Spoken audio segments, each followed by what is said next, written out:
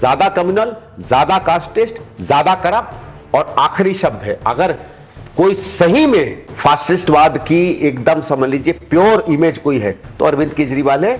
BJP में और आम आदमी में कोई फर्क नहीं है, कोई फर्क नहीं है।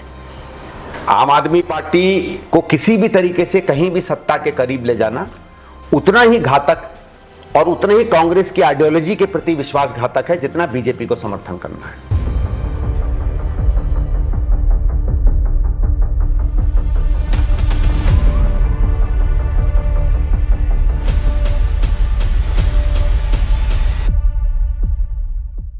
नमस्कार।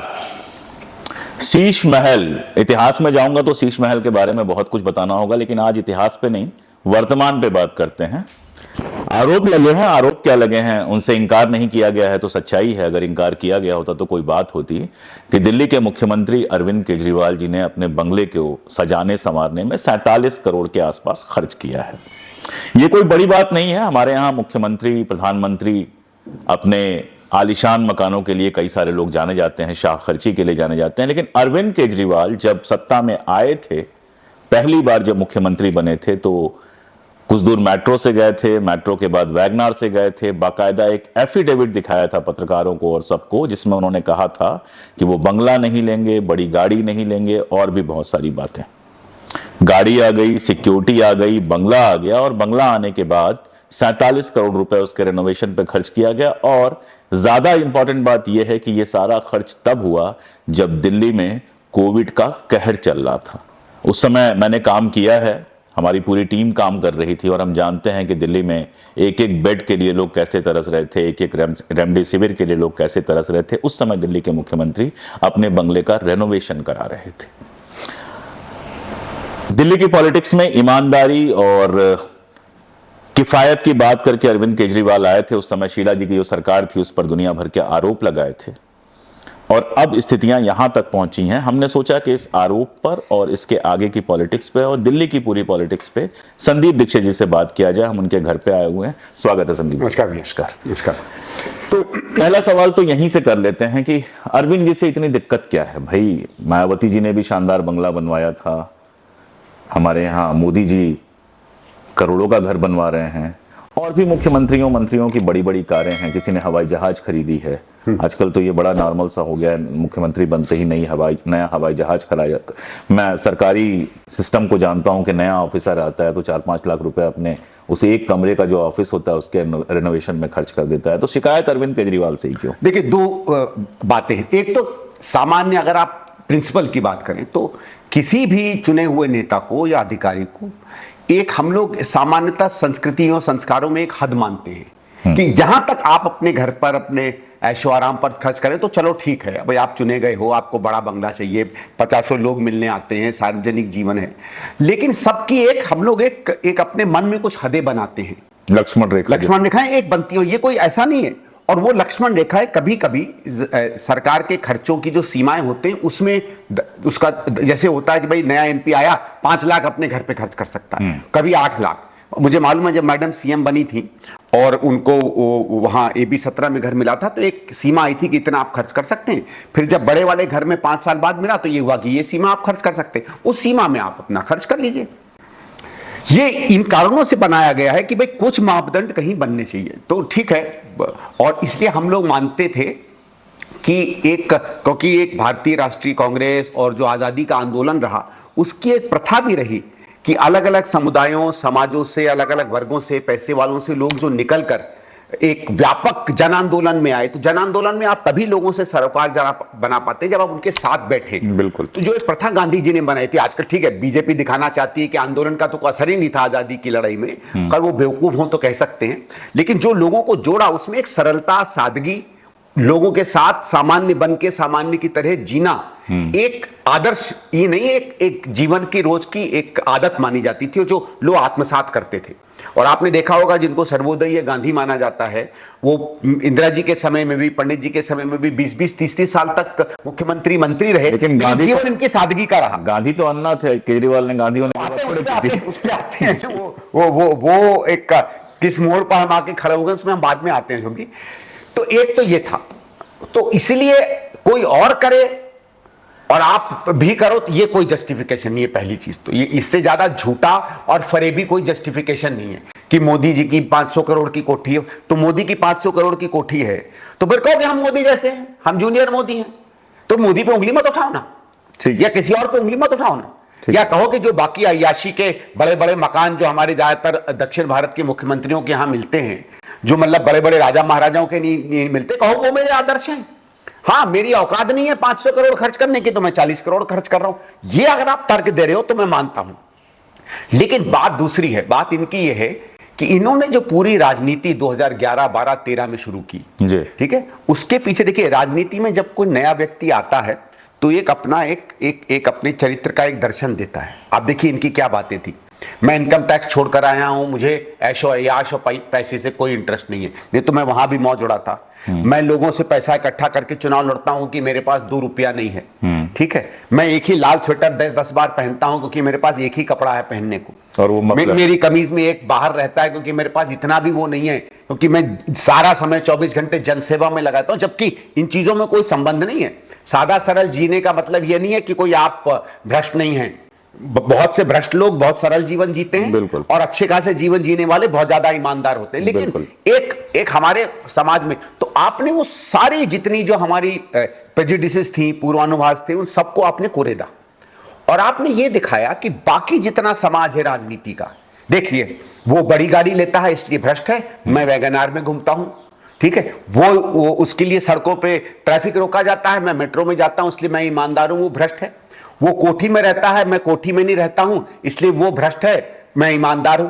जबकि माफ करिएगा, ये कहीं तुलनाएं बनती नहीं थी। आप आईएएस के अफसर हैं, आप आईएएस छोड़कर एनजीओ की नौकरी कर रहे हैं, तो क्या आप मर्सिडीज में घूमेंगे? ठीक बात। तो आप वैगनार में घूमेंगे तो आप कोई त्याग नहीं कर रहे हैं। सामान्य भारत का अधिकारी वैगनार जैसी ही गाड़ी खरीद सकता है, बिल्कुल, लेकिन आपने तो अपनी मजबूरी को आदर्श दिखा दिया ना।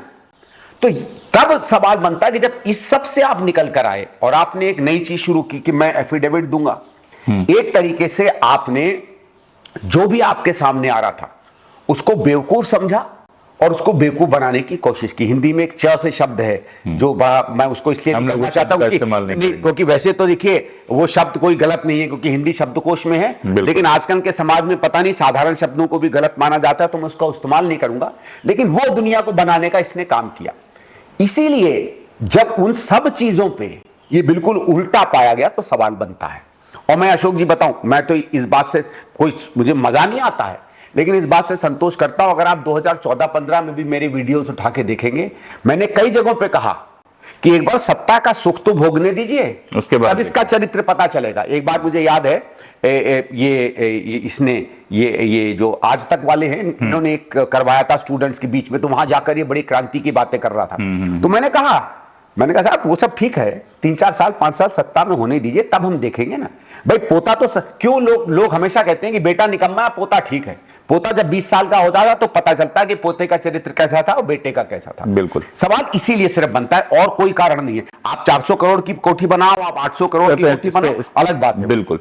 एक बात मैं जानना चाह रहा था कि नियम कानून के क्या वाकई 47 करोड़ रुपए पापा के वार्डरोब, बेटी के वार्डरोब पे, मतलब ठीक है, जैसे आप मिनिस्टर बने तो आपके साथ आपका परिवार रह रहा है, ये बड़ी अच्छी बात है, इसमें कोई दिक्कत नहीं है।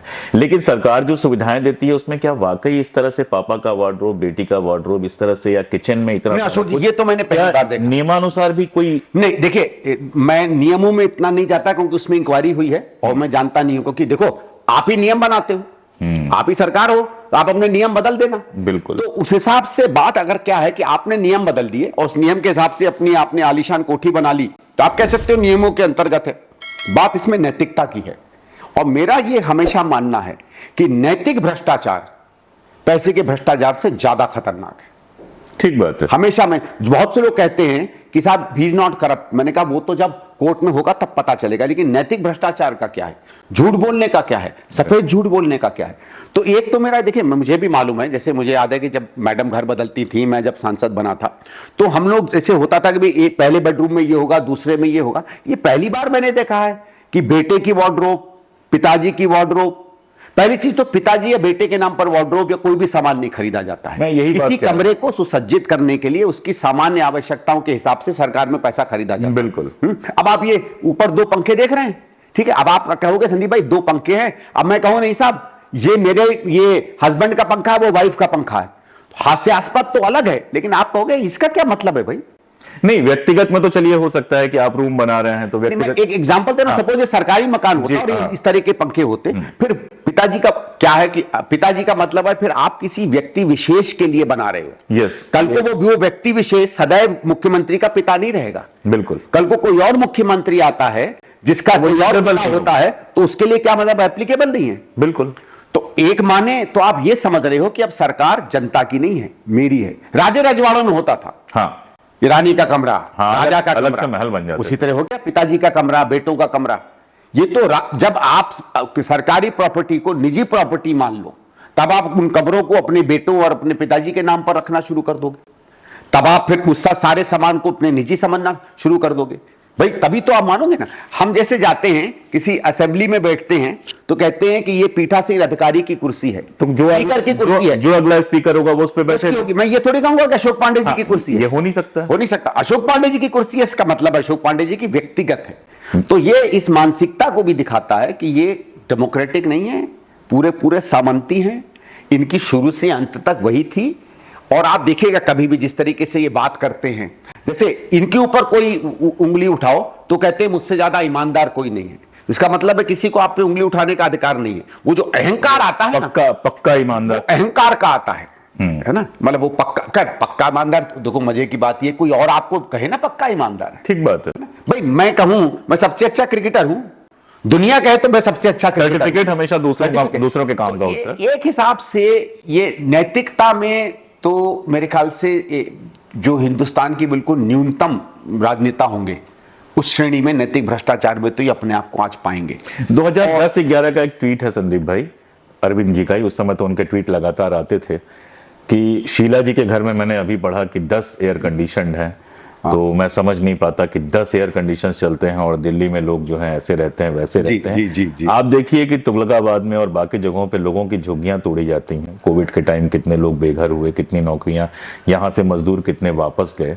और उस समय 47 करोड़ रुपए या 45 करोड़ रुपए खर्च करना, मैं उस समय पर पिन पॉइंट जानबूझ के कर रहा हूं, ये नैतिक से ज्यादा आपको नहीं लगता कि मतलब क्या शब्द इसके लिए, अमानवीय जैसा कुछ है?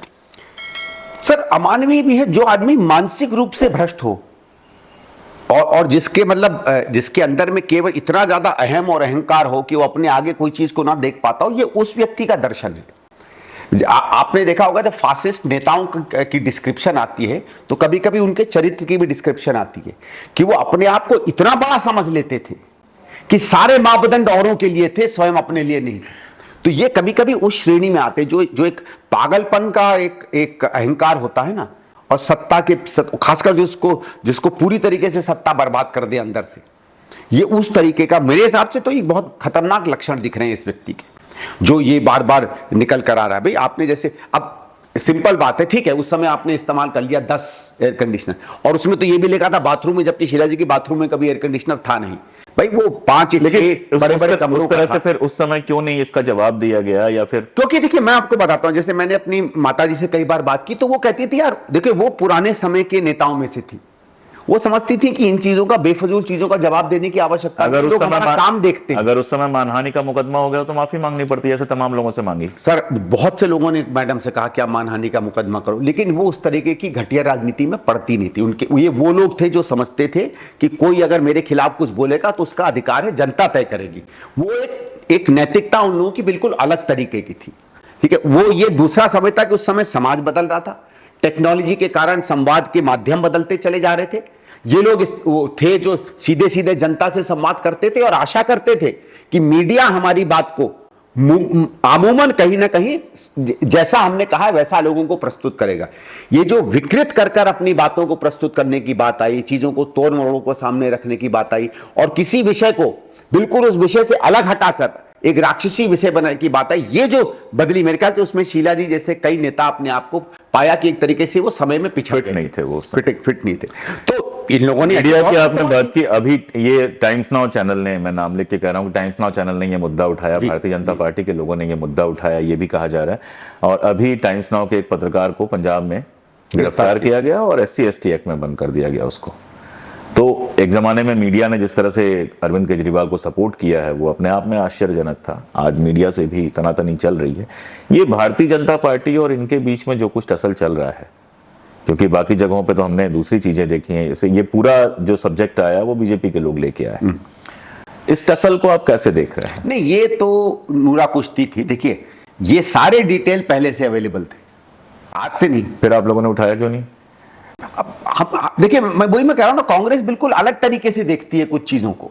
मैंने तो उठाया था ये कि 40-45 करोड़ की इनकी कोठी बन रही है। ये 2 या 3 साल पहले कांग्रेस के ही एक आरटीआई एक्टिविस्ट ने निकाल के दिया था।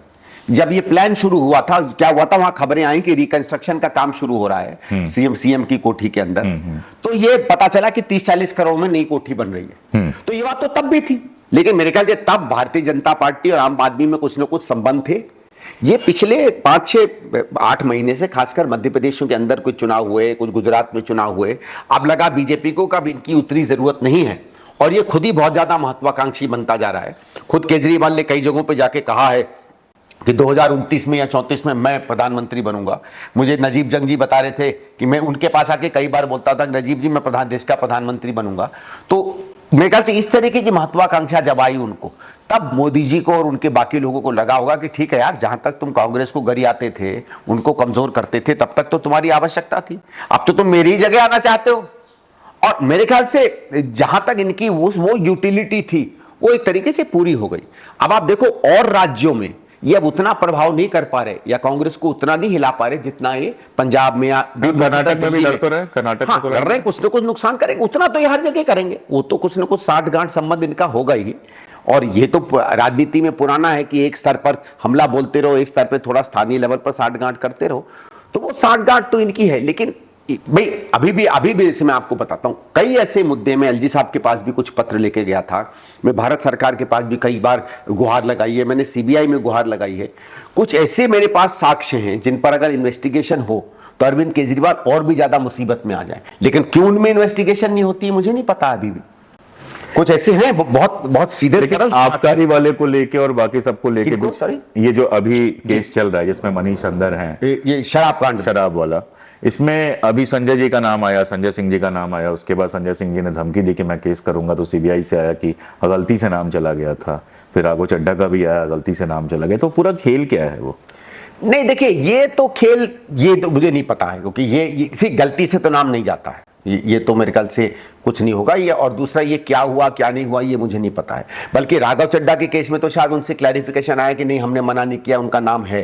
देखिए, एक चीज और होती है, चार्जशीट में कई बार नाम मेंशन होते हैं, उसका यह मतलब नहीं है वो आरोपी हैं। यस, देखिए, जैसे मैं आपको बताता हूं, सीएजी की एक जो कॉमनवेल्थ की रिपोर्ट थी, उसमें 2-3 जगह शीला जी का नाम आया था, जो बार बार टाइम्स नाउ ने इन सब ने निकाल के किया। वो आरोपित नहीं थे भाई, she was a character in the whole game. तो उसमें जैसे हुआ कि मुख्यमंत्री शीला जी ने बुला के ये आदेश दिया, उसने ये नहीं कहा कि आदेश गलत है। तो अब जैसे हम और आप बैठे हैं यहां, अब इस समय ये इसको बेचारे को कोई जाके इसकी समझ लो इसके खिलाफ कोई क्रिमिनल एक्ट करता है, तो रिपोर्ट में आएगा कि अशोक पांडे जी और संदीप दीक्षित वहां बैठे थे। इसका मतलब थोड़ी हम आरोपी थे या हमारा उससे कोई संबंध था। ठीक बात। तो ये भी कई बार जैसे बात होती है, तो वो भी मतलब ऐसी चीजें हैं कि इसको स्पष्ट करना चाहिए। लेकिन देखिए, ये शराब कांड में हाँ, मैं समझना चाहता हूँ पूरा मामला क्या है, क्योंकि पुरानी नीति को हटा के नया लाया गया, फिर नए की जगह पुराना लाया गया। देखो, बहुत सीधी बात थी। एक दिल्ली में एक ये माना जाता है कि शराब को है, शराब के सेल को सरकार इसलिए अपने हाथ में रखती है क्योंकि एक तो उससे एक्साइज अच्छा मिलता है और ड्यूटी अच्छी मिलती है। लेकिन एक आपने देखा होगा, संविधान में भी डायरेक्टिव प्रिंसिपल्स में कहा गया है कि हम शराब के पीने के सेवन को कम करेंगे। तो सरकारें इसको हमेशा, आप देखिएगा, हम इश्तहार देते हैं लोग कम पिए, ये इंजूरियस टू हेल्थ है। कोशिश हम करते हैं कि शराब का सेवन लोगों में कम हो, शराब के खिलाफ प्रचार बढ़े और शराब को प्रचार करने पे प्रतिबंध लगाए जाते हैं। दिल्ली सरकार ने हमेशा से ये माना है कि दिल्ली में शराब पीने वाले लोग हैं, कोई दिक्कत नहीं है, हर आदमी की अपनी आदत है, उनका स्वागत है वो आदत का। लेकिन उसमें 2 बातें हो जाती है, एक तो कई परिवार शराब से बर्बाद हो जाते हैं, दूसरे उससे जो बदतमीजियां होती हैं। उस कारण से सतत दिल्ली सरकारों ने कुछ नियम अपने मन में रखे हैं। एक तो हम बहुत ज्यादा दुकानें नहीं खुलने देंगे, ज्यादातर दुकानें सरकार की कंट्रोल में रहेंगी। सरकार कंट्रोल में फायदा क्या होता है कि हम एक तो समझ सकते हैं कि कहां कहां, तीसरा क्या है कि प्रतिबंध है कहां कहां खुल सकती है। जैसे मंदिरों के पास नहीं, मस्जिदों के पास नहीं, स्कूलों के पास नहीं, कॉलेजों के पास नहीं।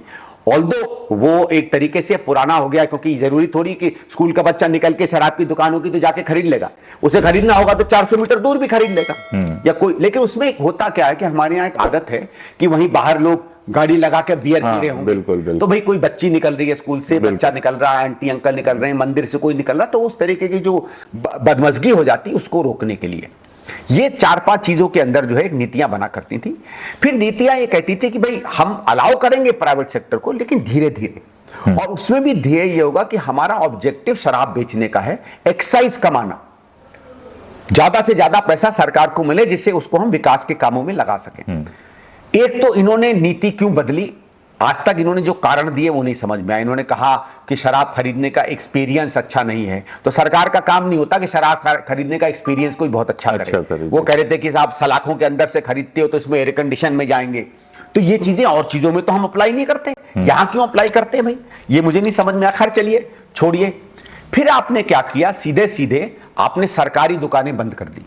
तो जो कमीशन सरकार को आया करता था, जो पहले प्राइवेट सेक्टर को जाया करता था, वो मतलब सरकार को जाया करता, अब सीधे सीधे प्राइवेट सेक्टर को जाने लगा। तमाम आंकड़े दिखाते हैं कि प्रति बोतल जहां पहले 34 या 35 रुपया जो है प्राइवेट सेक्टर को जाता था, आज 300 से 350 रुपया वहीं 500 रुपए की बोतल में जा रहा है। ऑलमोस्ट 10 गुना हो गया है जो फायदा आज प्राइवेट सेक्टर को हो रहा है। तो अगर आपको होलसेलर या रिटेलर को फाइलाइट देना था तो सरकारी कंपनियों को दे देते भाई, सरकार का राजस्व बढ़ता, लेकिन वो आपने नहीं किया। आपने जब ढील दी तो राजस्व नहीं बढ़ा, इस नई पॉलिसी से राजस्व नहीं पहली चीज तो ये देखिए, राजस्व दो होते, एक तो बेचने का, तो जो आपको वो मिलता है कमीशन, अब वो कमीशन पूरा प्राइवेट सेक्टर को चला गया, वो पहले सरकार को मिलता था। ठीक है। दूसरा क्या हुआ कि आपने एक्साइज की जो ड्यूटी है वो कम कर दी भाई, उसको एक तो 5% से आपने 12 या 13% कमीशन बढ़ा दिया, तो सरकार के लिए आपने क्यों नहीं बढ़ाया था।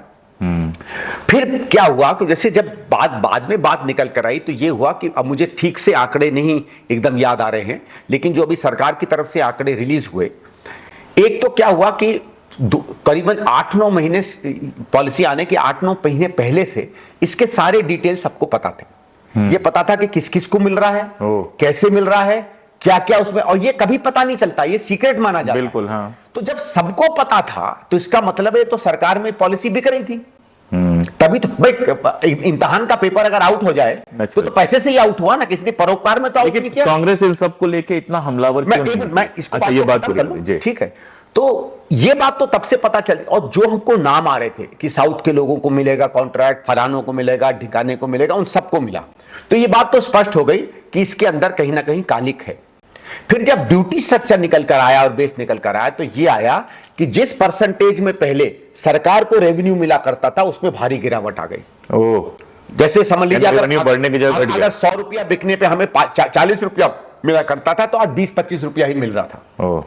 तो सीधी बात ये दिखने लगी जिसको कहते हैं लॉस टू दी एक्सचेकर। और अगर आपको मैं पैसा दूं या ना दूं, अगर मेरे कृत्य से लॉस टू दी एक्सचेकर हो रहा है, जो मैंने डेलिबरेटली किया, तो वो भी भ्रष्टाचार की श्रेणी में। बिल्कुल, हाँ।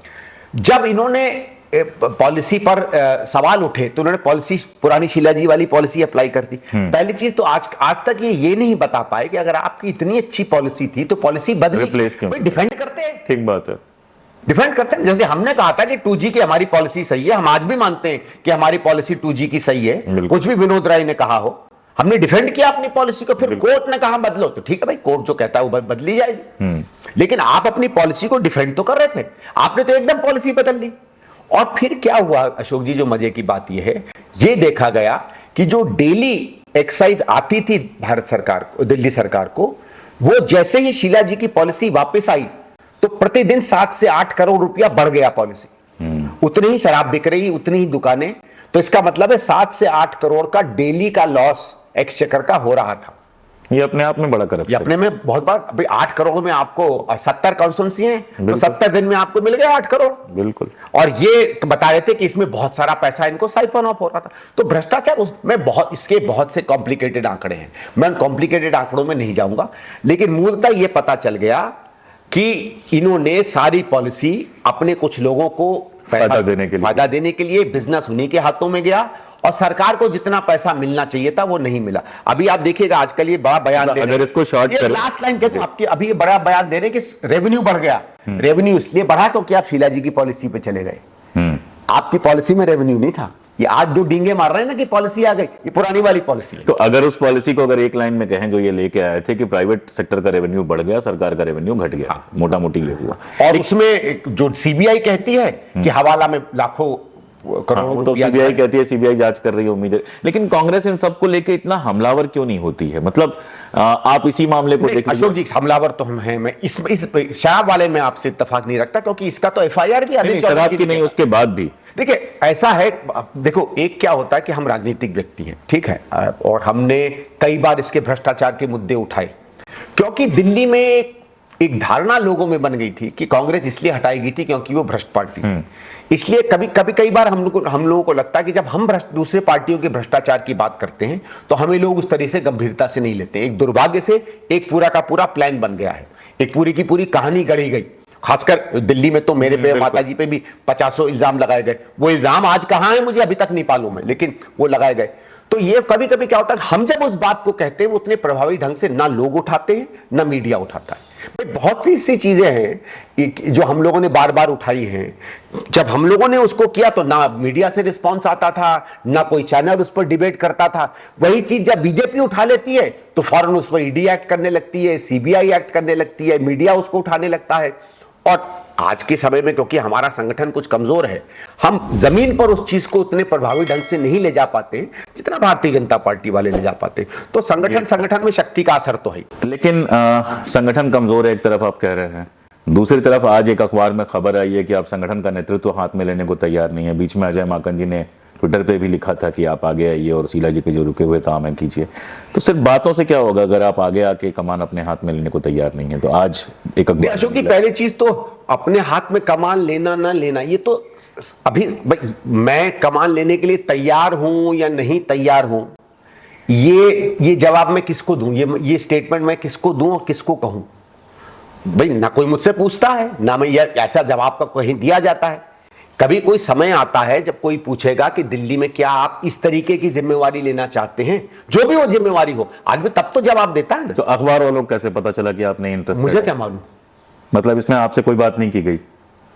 भाई मुझसे सामान्य में कई बार लोग पूछते हैं, तो आप भी सामान्य में क्या देगा, मतलब लाल टपका के कहेगा कि हमें कुछ दे दो यार, हमको अरविंद केजरीवाल तो नहीं है इस तरीके ना कांग्रेस में वो तरीका होता है। भाई कांग्रेस में क्या होता है, आप कभी किसको जिम्मेवारी देंगे, क्या जिम्मेवारी देंगे। कांग्रेस एक संगठन के रूप में लोगों को आंकती है, कभी किसी पे हाथ रखती है, कभी किसी पे हाथ रखती है, ठीक है। व्यक्तिगत लोग कभी लोगों को पसंद हो ना पसंद हो, तो लोग अपना उस हिसाब से चलते रहते। देखिए इतना तो आप मानेंगे कि पिछले अच्छा, मैं सीधा सवाल नहीं रोक रहा हूं, मैं एक चीज इतना तो आप मानेंगे पिछले 7-8 साल से अरविंद केजरीवाल के विकास के मॉडल पे अगर मुझसे ज्यादा किसी ने बात की हो दिल्ली में तो आप बता दो, बीजेपी इंक्लूडेड। उनकी शिक्षा पे, उनके स्वास्थ्य पे, उनके इंफ्रास्ट्रक्चर पे, उनकी इकोनॉमिक्स पे, उनके भ्रष्टाचार पे, उनकी नैतिकता पर, उनके वेलफेयर स्कीम्स पे बारीकियों से उसकी कमजोरियां निकालकर, मेरे अलावा अगर किसी ने, हाँ मेरा सोशल मीडिया पे लोग मुझे उतना नहीं फॉलो करते तो शायद मेरे वीडियो या मेरे 100 लोग देखते होंगे, 100 लाख नहीं देखते क्योंकि मेरी उतनी रीच नहीं है। लेकिन अपनी तरफ से अगर आप क्या इस बात को तो मानेंगे कि कम से कम कोशिश करके सीरियस तरीके से उस पर हमला तो मैं कंटिन्यूअसली पिछले 5-6 साल से कर रहा हूं। तो एक सीधा सवाल जो मैं आपसे पूछ रहा था, मान लीजिए कांग्रेस आपसे कहती है कि आइए पार्टी संभालिए, पार्टी प्रेसिडेंट बनिए, तो आप हाँ बोलेंगे या ना?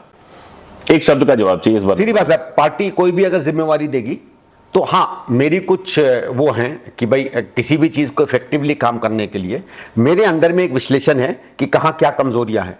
वो विश्लेषण अगर पार्टी एग्री करती है तो जो जिम्मेवारी दे, भाई हम तो पार्टी की हर जिम्मेवारी, जब जिम्मेवारी नहीं दी है तब भी काम कर रहे थे, अगर जिम्मेवारी देंगे तो भी काम करेंगे, कुछ भी दे। कोई उसमें मेरा कोई ये लालच नहीं है कि दिल्ली का दें या नहीं दें या किसी असेंबली का दें। लेकिन अगर पार्टी कोई चैलेंज आपको देगी तो चैलेंज नहीं एक्सेप्ट करना ये तो करेक्ट नहीं है। पार्टी सर्वोपरि है, 10 साल उसने मुझे सांसद बनाया है, आज जो भी समाज में मेरी राजनीतिक रूप से पहचान है पार्टी के कारण है, और पार्टी के प्रति ये एक कमिटमेंट तो है। एक आखिरी सवाल पे चलते हैं कि जिस तरह से अरविंद केजरीवाल पंजाब में इन्होंने चुना, इलेक्शन जीता बाकायदा, गुजरात में भी इफेक्ट किया ही इलेक्शन को, भले कुछ जीत पाया ना जीत पाए हुए हों, और भी जगहों पे मध्य प्रदेश में कोशिश कर रहे हैं अपने तरीके से, ये सारा कुछ है और राष्ट्रीय पार्टी बनने की बात हो ही गई राष्ट्रीय पार्टी, वो बन ही गए, और आप ये खुद ही कह रहे हैं, आप ये जानते हैं कि अरविंद केजरीवाल जी की महत्वाकांक्षा जो है प्रधानमंत्री बनने की, वो किसी की भी हो सकती है। मुझे लगता है हर राजनीति की एक महत्वाकांक्षा होती है और उसका उनको हक है पूरी तरह से, होनी भी चाहिए। दिल्ली में जो वादे करके वो आए थे, कोई भी आम आदमी देख सकता है कि वो वादे उस तरह से पूरे नहीं हुए हैं। फिर भी एक बार आपने उनको शुरू में समर्थन दिया था, उसके बाद 2 बार वो लगातार अपने दम पे जीते, और अभी भी ये चर्चाएं कई जगहों पे सुनने में आ रही हैं कि शायद अगले चुनाव में जो विपक्ष का अलायंस बनता है, उस अलायंस में शायद आप भी शामिल हो। ये सुसाइडल होगी या लार्जर नेशनल हित में सही होगी? मैं कुल मिलाजुला के ये आखिरी सवाल आपसे इसलिए पूछ रहा हूं कि जो अभी तक देखा गया है उनका व्यवहार, केवल कांग्रेस के लिए नहीं, ये तो बहुत अनॉर्मल सी बात है कि कांग्रेस के खिलाफ में कोई पार्टी कभी लड़ी हो और फिर उसके साथ आके लड़े, ये तो होता है राजनीति में, बड़ी बात नहीं है। लेकिन जिस तरह की आइडियोलॉजी लेके आए, जिस तरह की बाकी सारी चीजें लेके आए, उसके बाद अगर अलायंस बनता है, इसका क्या असर होगा? या ऐसी कोई चर्चा है भी कि बस हवा में बात है? अभी तो हवा में ही है, अभी तो कोई ऐसी चर्चा है नहीं। बट हाँ, अलग अलग स्टेट्स में पुरानी जो पार्टियां हैं जिनके साथ कांग्रेस के संबंध रहे, वहां तो काफी मुझे सुना कॉन्क्रीट डिस्कशन हुआ है। देखिए, जहां तक मेरा ख्याल है, बीजेपी में और आम आदमी में कोई फर्क नहीं है, कोई फर्क नहीं है। आम आदमी पार्टी को किसी भी तरीके से कहीं भी सत्ता के करीब ले जाना उतना ही घातक और उतना ही कांग्रेस की आइडियोलॉजी के प्रति विश्वासघातक है जितना बीजेपी को समर्थन करना है। यह आप मान लीजिएगा। जो गलतियां और कमजोरियां पूरे विपक्ष ने 77 में जनसंघ को अपने साथ लाके सत्ता में लाने की वीपी सिंह ने अपनी सत्ता की लालच में सब लोगों को मिला के 89 में की। उसके बाद अलग अलग पार्टियां करती नहीं, कभी उनके साथ मिले, कभी उनके साथ नहीं मिले, और हर जगह धीरे धीरे पार्टियां खत्म होती गई। आंध्रा का एग्जाम्पल, और उनकी विषैली विचारधारा आज प्रबल रूप से हर राज्य में लोगों को प्रभावित कर रही है, जिसके लिए मैं बीजेपी को कम, जिन लोगों ने उनका साथ दिया उनको मैं ज्यादा दोषी मानूंगा, क्योंकि बीजेपी हमेशा से, सबको पता था ये क्या है, इनका क्या रूप है। वो भले ऊपर से, जैसे कहते हैं वुल्फ इन शीप्स क्लोथिंग, ऊपर से कुछ भी कर लें, मतलब कितने भी उन्होंने अटल बिहारी सामने रखे हैं, अटल बिहारी जी टाइप के, अंदर तो वो ऐसे ही थे जो आज है।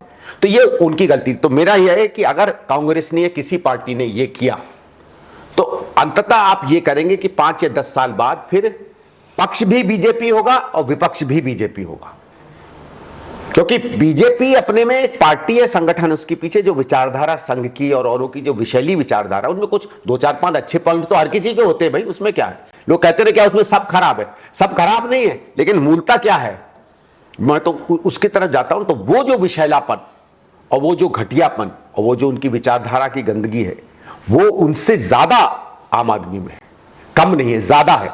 मैं इस बात को आपके सामने ऑलमोस्ट पत्थर की लकीर की तरह आज कहता हूं, क्योंकि ये जब मौका मिलेगा तब आप देखिएगा, ये भारतीय जनता पार्टी से ज्यादा कम्युनल निकलेगा, ये ज्यादा कास्टिस्ट है और ज्यादा करप्ट है।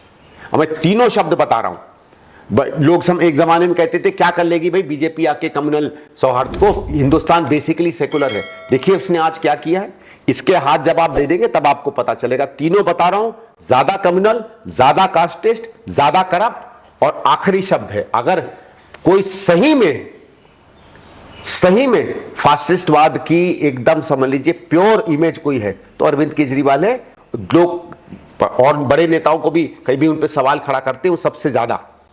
ये इसलिए नहीं है कोई क्योंकि व्यक्तिगत रूप से उन्होंने हमको यहां हराया, नहीं हराया है, क्योंकि वो दिल्ली में हमने उनको देखा, इसलिए ज्यादा लोगों से ज्यादा पढ़ने का, समझने का उसको मौका हमें मिला है। तो संदीप जी जैसा कि हमेशा खुल के बात करते हैं, जो दिल में होता है वो जबान पे होता है, आज भी उन्होंने तमाम सारी बातें कही। और मैं अपने बारे में एक बात आपको बता दूं संदीप जी, जब मैंने वो कागज देखे तो 10 लाख रुपए वाले नहीं, टीवी वाले 10 लाख रुपए की 10 टीवियां लगी थी। हाँ। तो मैंने सोशल मीडिया पे लिखा 1 लाख रुपए की 10 टीवियां कैसे खरीदी जा सकती हैं। मैं कल्पना ही नहीं कर पाया कि 10 लाख की भी कोई टीवी होती है भाई, मिडिल क्लास के 10 लाख का एक टीवी। तो 7 स्टार फैसिलिटीज मैंने तो देखी नहीं है कैसी होती हैं, मुझे जरूरत भी नहीं है देखने की।